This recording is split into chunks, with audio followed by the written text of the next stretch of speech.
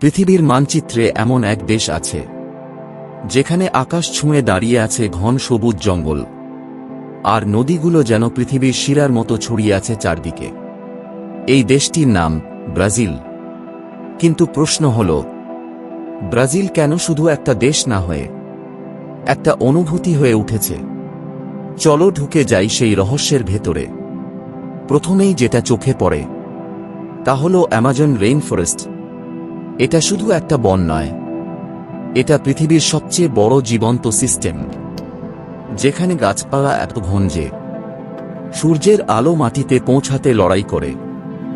আর এই জঙ্গলের ভেতর লুকিয়ে আছে হাজার হাজার অজানা প্রাণী, যাদের অনেককে বিজ্ঞান এখনো পুরোপুরি চেনে না।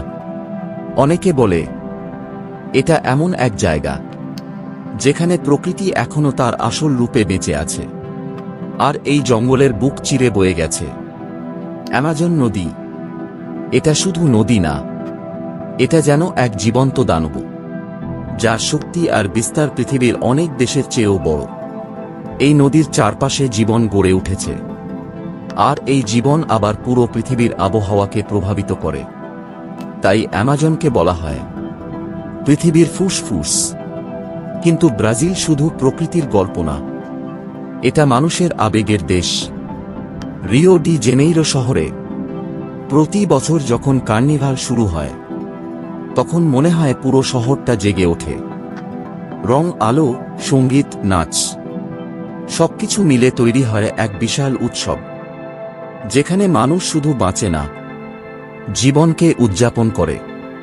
আর ব্রাজিলের আরেকটা সত্যি, যেটা না বললেই না, এখানে ফুটবল শুধু খেলা না, এটা আবেগ, এটা স্বপ্ন, এটা জীবন।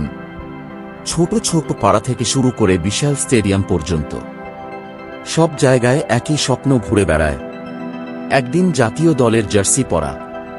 কিন্তু ব্রাজিলের গল্প শুধু আলো আর আনন্দ না। এই দেশের ভেতরে আছে গভীর অজানা জঙ্গল, যেখানে এখনো অনেক জায়গা মানুষের পা পড়েনি। সেখানে রাত নামলে প্রকৃতি নিজের ভাষায় কথা বলে। আরেকটা কথা অনেকেই বিশ্বাস করে, এই বিশাল জঙ্গলের ভেতরে এমন কিছু জায়গা আছে যেখানে বাস্তব আর রহস্য একসাথে মিশে গেছে। কেউ বলে অজানা প্রাণী, কেউ বলে হারানো সভ্যতার চিহ্ন। তাহলে আসল প্রশ্ন কি, একটা দেশ কি শুধু তার মানচিত্রের সীমা, নাকি সেটা মানুষের সংস্কৃতি, প্রকৃতি আর স্বপ্নের এক জীবন্ত গল্প? ব্রাজিল আমাদের শেখায়, জীবন মানে শুধু টিকে থাকা না, জীবন মানে অনুভব করা, উৎসব করা, আর প্রকৃতির সাথে এক হয়ে যাওয়া। এটা শুধু একটা দেশ নয়, এটা রঙের বিস্ফোরণ, এটা জঙ্গলের শ্বাস, এটা মানুষের হৃদয়ের ছন্দ। আর পৃথিবীতে এমন কত অজানা গল্প লুকিয়ে আছে, যেগুলো এখনো বলা বাকি।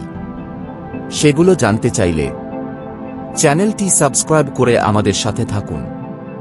আর হ্যাঁ, বেল আইকনটা অন করতে ভুলবেন না কিন্তু।